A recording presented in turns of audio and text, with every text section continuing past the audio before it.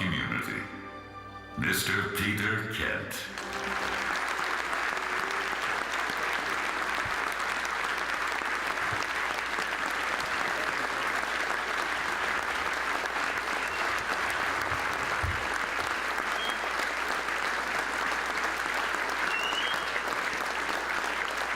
Ladies and gentlemen, it is indeed an honor to stand here tonight together with such good friends, with such stalwarts who have a deep-rooted commitment and devotion to the land and the people of Israel. Ladies and gentlemen, let's have another round of applause for Mr. Peter Kent,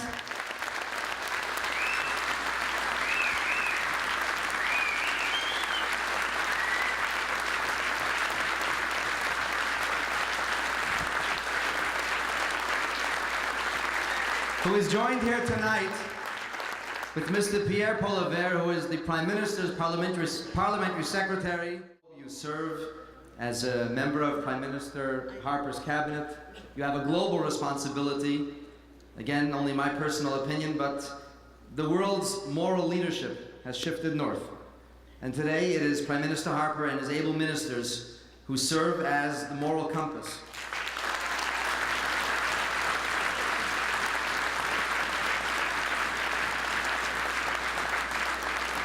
The moral compass for the free world today, presented to the Honorable Peter Kent, PC MP, Chabad Flamingo, Premier Gala Dinner, Ufaratsta, that's Hebrew. It means something like going above and beyond. Thursday, Sivan is the Hebrew month, 28 is the day. In Hebrew that spells koach, which means more power to you. The year of Paratsta, 5770, June 10th, 2010. Mr. Kent. Ladies and gentlemen, thank you for hosting me here tonight and helping me to bring an honor to a great friend of this community.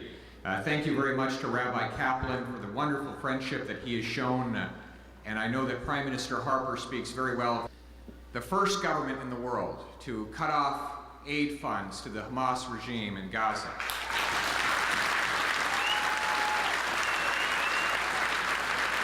The first government in the world to walk out of the General Assembly when Mahmoud Ahmadinejad stood up at the microphone.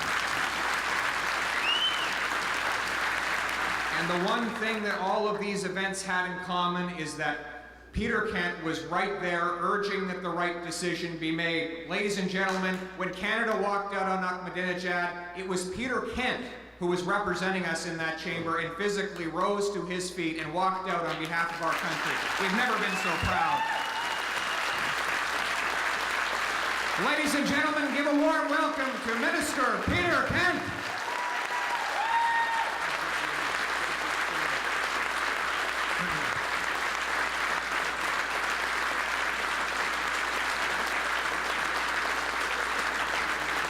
Thank you.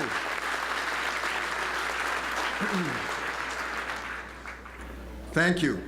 It's a pleasure and a real honor to be in the presence of friends here tonight. It's a wonderful evening. It's a wonderful turnout, befitting of all of Rabbi Kaplan's projects.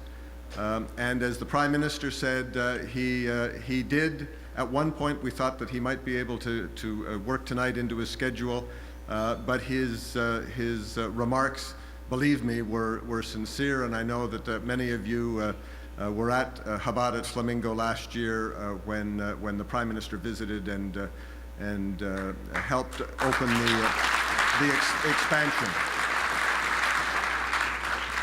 And I just must say, in this past couple of weeks, where once again Israel was cast by most of the world as the guilty party in that unnecessary and tragic event last week off Gaza. But I've got to tell you, as Pierre indicated, the Prime Minister was immediately, even before Prime Minister Netanyahu left the country, the Prime Minister's directive to Minister Cannon and to myself was to be forthright and explicit in saying that that while Canada recognizes the need for humanitarian aid to Gaza, Canada also respects and honors and defends Israel's right to protect itself, to see for its own security, and in fact to defend itself against those who would destroy it.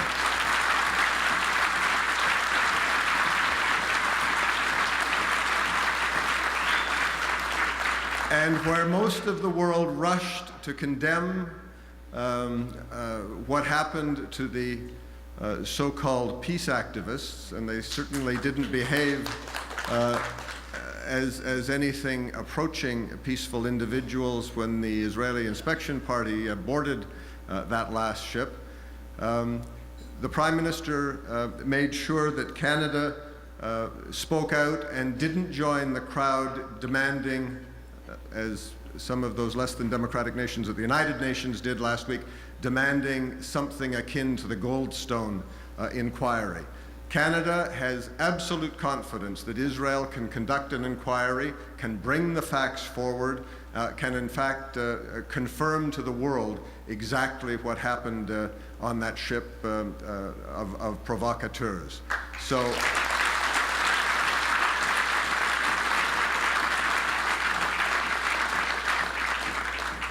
And I think that the way forward is absolutely clear, and while the loss of life in any situation is regrettable, I think that Israel was perfectly justified to interdict, to inspect, and to defend the lives of the soldiers in that boarding party.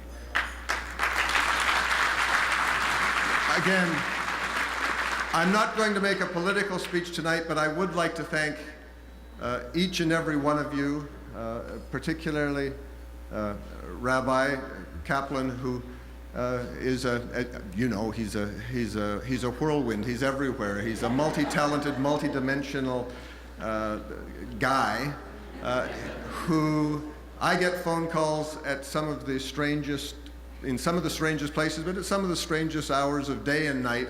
And there's always enthusiasm, spirituality, encouragement, and sometimes the odd request for a mitzvah of one sort or another. But I'll tell you, my relationship with Rabbi Kaplan is firm and will stand the test of time, and I count him as one of my truest friends, as Canada counts Israel as the only true democracy, as Prime Minister Harper said, in the Middle East. And I can only say that with the leadership of Prime Minister Harper, my commitment to you is that we will stay the course, and we will continue to serve with principle and with honor. Thank you.